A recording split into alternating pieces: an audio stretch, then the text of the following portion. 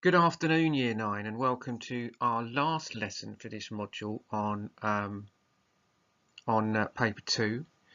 So we're going to be doing some comparison today. Question 4, evaluation and comparison.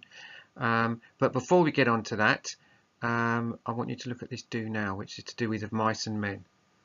He had books too, a tattered dictionary and a mauled copy of the California Civil Code for 1905. This quote refers to Crooks, the stable buck in Of Mice and Men. What does it tell the reader about him? Write a short paragraph with a supporting quote. In fact, you can use that as a supporting quote. So I'll give you 5 minutes to do that. And brilliant. And then when you've done that, go on to the next slide. Our learning objective today is to practice paper 2, question 4. Question 4 on both papers is the skills involved are exactly the same. The text will be of a slightly different style, but the skills are exactly the same. It's worth 18 marks. It's the question with the highest value other than the second half of each paper, so we need to practice it, and it's actually quite difficult. But from what I've seen of the work that I've done with you guys are quite good at comparison and evaluation, so I've got high hopes. So your title is Comparison and Evaluation. Now the question today is going to be based partly on the text that we've been studying this week, The Telltale Heart by Edgar Allan Poe, and partly on a text called The Red Room by another Victorian stroke Edwardian writer, H.G. Wells. The question is, both of these texts present the narrators as being overconfident. How far do you agree with this statement? I mean, I think the narrator in The Telltale Heart was supremely overconfident, wasn't it? In fact, it was his overconfidence that did for him in the end. In your answer, you should discuss what makes these narrators overconfident, explain why the narrators are overconfident, compare the ways the writers present the narrators as overconfident, and support your response with quotations from both texts. So write that question, all of that, into your books.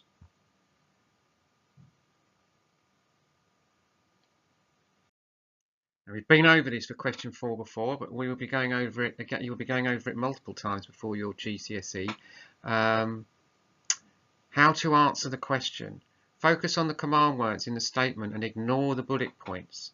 If you focus properly on the command words, then compare and evaluate properly. You don't need the bullet points. You don't need to start from them. So ignore them. The command words being compare, sort of how far do you agree with this statement, and so on. We'll go over that in just a minute.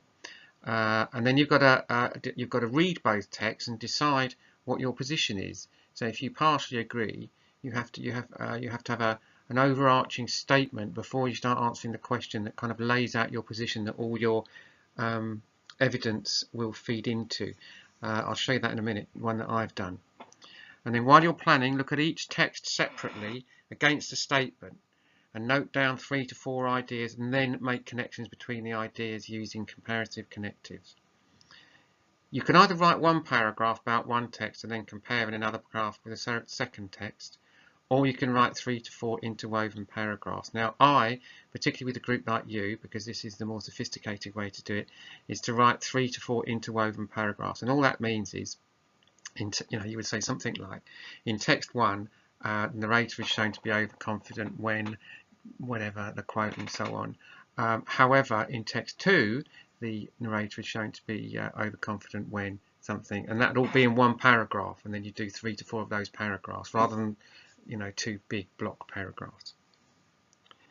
You don't analyse in this question, and it's particularly difficult with, to remember that on this paper 2, because the 2 questions that come before this both require you to analyse language and structure, but this one you do not. You simply compare and evaluate, and so you just won't get any marks. You'll be wasting your time. So do not analyse, simply compare and evaluate, and that's why we highlight the command words in the question, so that we remember that. Okay, if you do have this in your books, but if you want to write it again, do. I'll give you 5 minutes to do that, and then go on to the next slide. Now, the first thing we need to do is to read the text again. In the exam, you would have you'd have been handling these texts right from the start of the exam. You would have spent 15 minutes at the start of the exam reading them, And then for question 1, you would have had to look at them question 2 and 3. So you'll be very familiar by now. So this is not entirely an exam situation, because particularly the red room, you haven't actually seen this one before, but we'll read it now, and then we'll answer the question. The Red Room by H.G. Wells. This is just the opening. "I can assure you," said I, "that it will take a very tangible ghost to frighten me," and I stood up before the fire with my glass in my hand. "It's your own choosing," said the man with the withered arm, and glanced at me askance. "28 years," said I have lived, and never a ghost have I seen as yet." The old woman sat staring hard into the fire, her pale eyes wide open. "Aye," she broke in, "28 years you have lived, and never seen the likes of this house, I reckon. There's many a things to see when one's still but 28. She swayed her head slowly from side to side, and many a things to see and sorrow for. I half suspected the old people were trying to enhance the spiritual terror of the house by their droning insistence. I put down my empty glass on the table and looked about the room, and caught a glimpse of myself abbreviated and broadened to an impossible sturdiness in the queer old mirror at the end of the room. "Well," I said, "if I see anything tonight, I shall be so much the wiser, for I come to the business with an open mind." "It's your own choosing," said the man with the withered arm once more. I heard the faint sound of a stick and a shambling step on the flags in the passage outside. The door creaked on its hinges for a second, as a second old man entered, more bent, more wrinkled, more aged even than the first. He supported himself by the help of a crutch. His eyes were covered by a shade, and his lower lip, half averted, hung pale and pink from his decaying yellow teeth.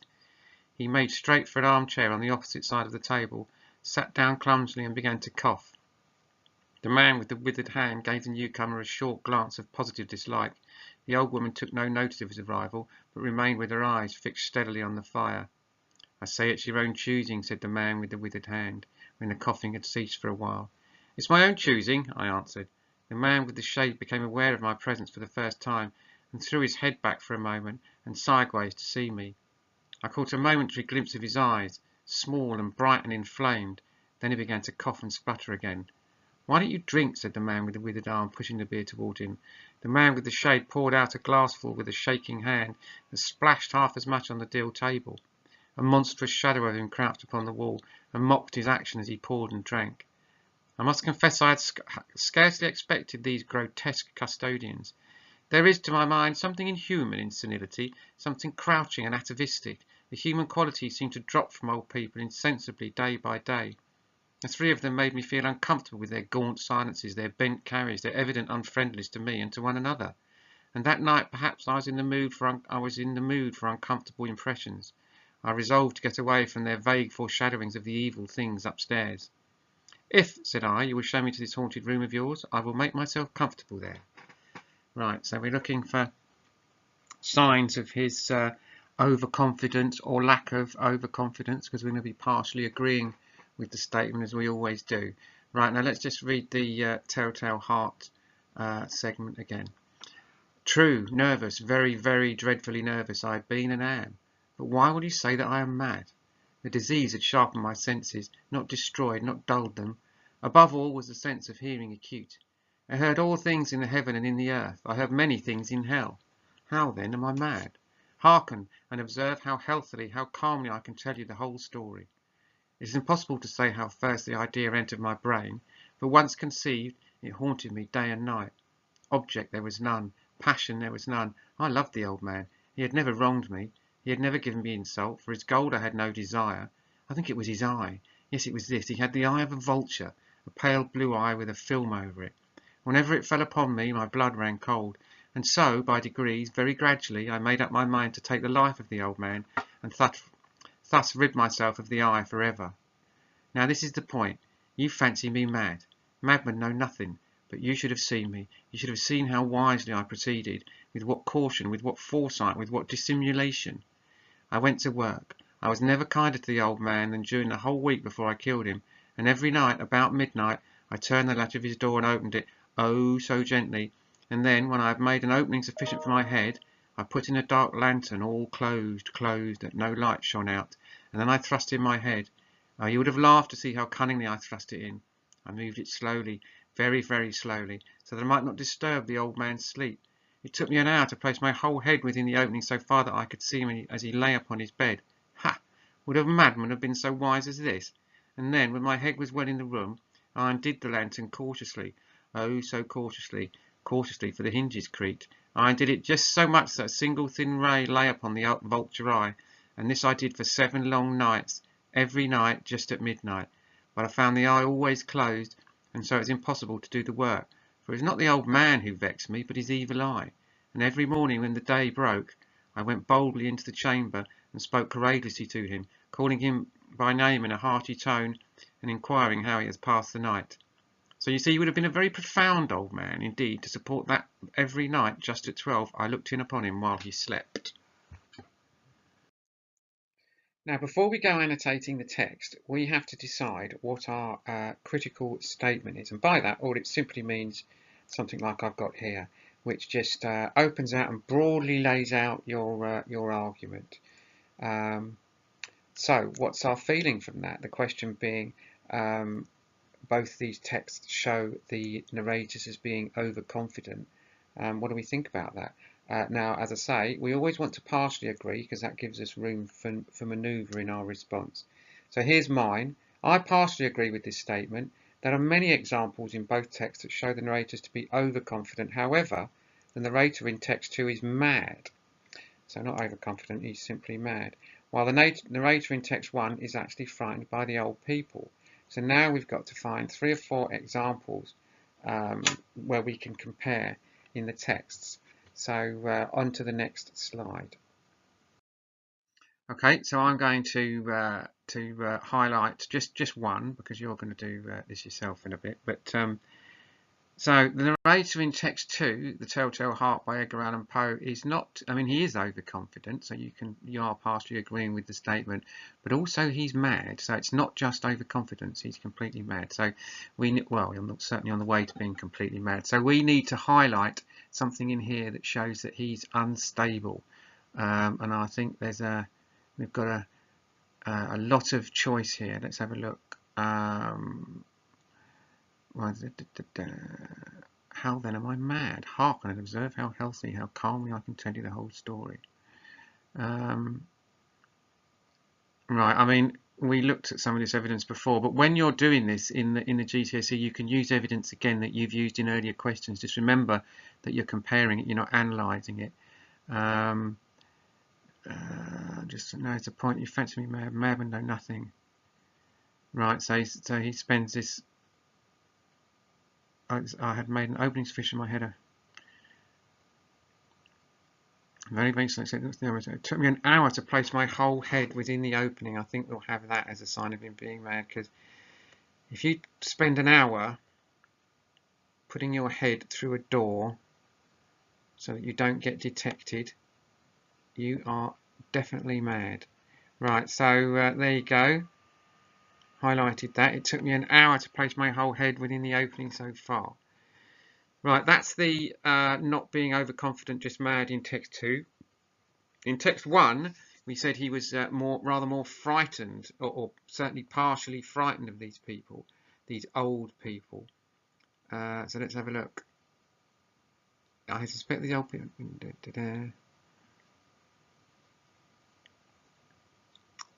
Heard the faint sound of a stick.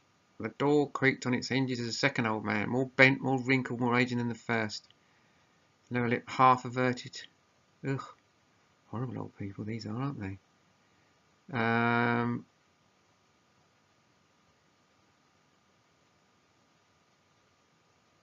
I said it's your own choosing. That's the old person talking to him, and he's frightened of this old person because that phrase unsettles him and frightens him. So text 1, he is very confident. He's only 28. He's very confident in amongst these old people, but he's also frightened of the old people. So you partially agree for that reason. And then in The Telltale Heart, he is very confident, but he's mad. So just inwardly digest that, and we'll move on to the next slide. Right, here is one that I've done. I partially agree with this statement. There are many examples in both texts that show the narrators to be overconfident. However, the narrator in text 2 is mad, while the narrator in text 1 is actually frightened by the old people. That's my overarching statement. All my evidence and comparison and evaluation will feed back into that. And here's my first paragraph. In text 1, the narrator's overconfidence is driven by his fear of the old people. When one of them says, "I said it's your own choosing," he is frightened. However, the narrator in text 2 seems overconfident but is actually mad. It took me an hour to place my whole head. This is why I partially agree with the statement. Could have been stronger quotes, those, but they work. Now you can use my opening statement and then write 3 to 4 paragraphs, or you might have thoughts of your own. Whatever they are, I would like to see them. So here's the question. I don't need to read it again, we've looked at it a couple of times. Write yourselves an answer to it and send it to me. I'd love to see it. So enjoy that, and the next time we speak, which will be next week, we will be beginning Much Ado About Nothing, a rather magnificent Shakespeare play, one of his, what I consider it to be probably his best comedy. So looking forward to that. Enjoy this. Send me the work if you can. Yeah, speak to you next week.